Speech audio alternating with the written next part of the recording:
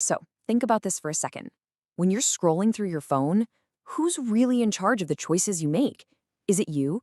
Or is it the code that's constantly watching you?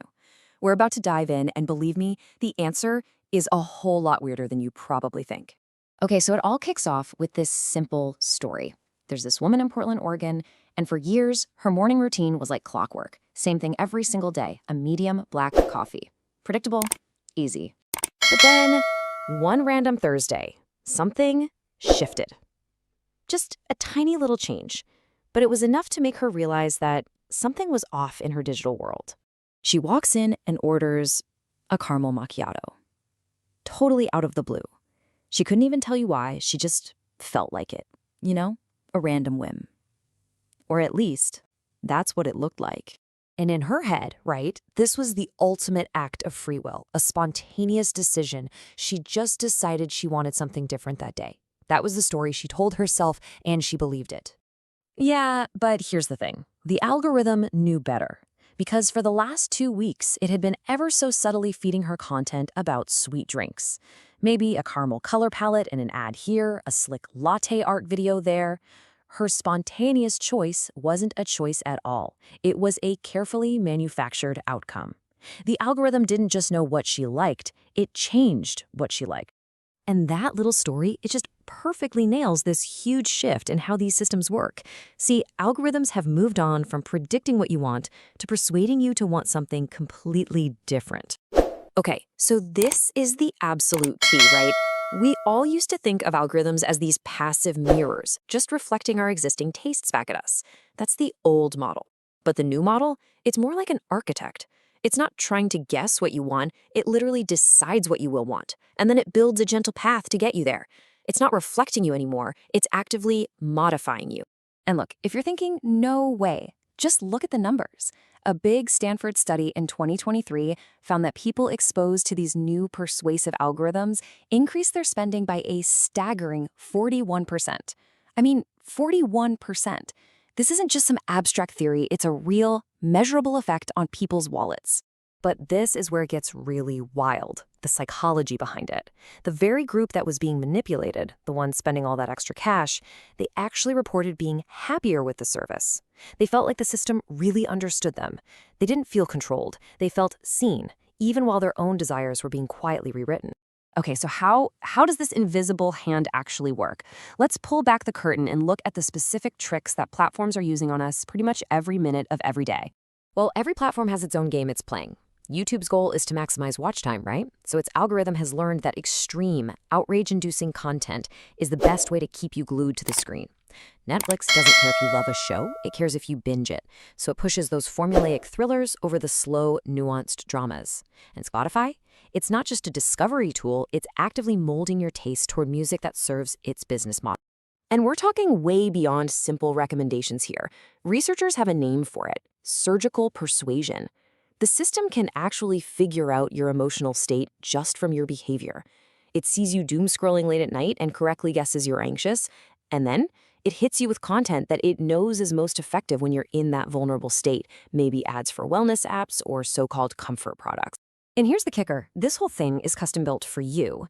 The algorithm is constantly running tiny experiments on you. It's testing different psychological tricks. Does social proof work on you? Everyone is watching this. Or are you more susceptible to scarcity? Only 2 left in stock. It measures what makes you click, and then it deploys that specific trigger on you over and over and over again. It is customized manipulation at a truly global scale. I know, this is all starting to sound a little dystopian, but when you look at the actual data, it gets even more unsettling. Let's look at the measurable, real-world impact these systems are having on what we actually believe. Check this out. A recent study followed thousands of people for 18 months, and the results are just, wow. People on normal algorithmic feeds saw their political views shift by an average of 13.7 points toward the extremes. Why? Simple. Extreme content gets more clicks and shares. Now look at the people on simple, old-school chronological feeds. Their views, they barely changed at all. But the truly scary part, the part that gives you chills, the researchers found that even when people stopped using the algorithmic feeds, their new, more extreme views didn't just snap back to normal. The change was, for all intents and purposes, permanent. You can't just unlearn what the algorithm taught you. It had literally rewired how they saw the world. And this stuff, it bleeds into the most personal corners of our lives, like who we fall in love with. You might think you have a type, but a dating app can actually install one for you. By showing you profile after profile that's popular on the platform, it literally trains your brain to prefer a certain look. And after a few months, you might swear that's always been your type, never realizing that your preference was built by lines of code. So if that's what's happening to each of us individually, what happens when you scale it up? What happens to our entire culture, our music, our movies, our art, when it's all being designed not for people, but for the algorithm? Well, you get this thing called taste collapse, and it's not what you'd expect. You'd think having infinite choice would make everyone's taste more diverse and unique, but instead, the algorithms create this massive cultural feedback loop. They show us what's already popular, which in turn makes it even more popular, and it just pushes all of us toward the same safe formulaic stuff. It slowly strangles all the cool, niche creativity. You can literally see this in the data. It's not just a theory.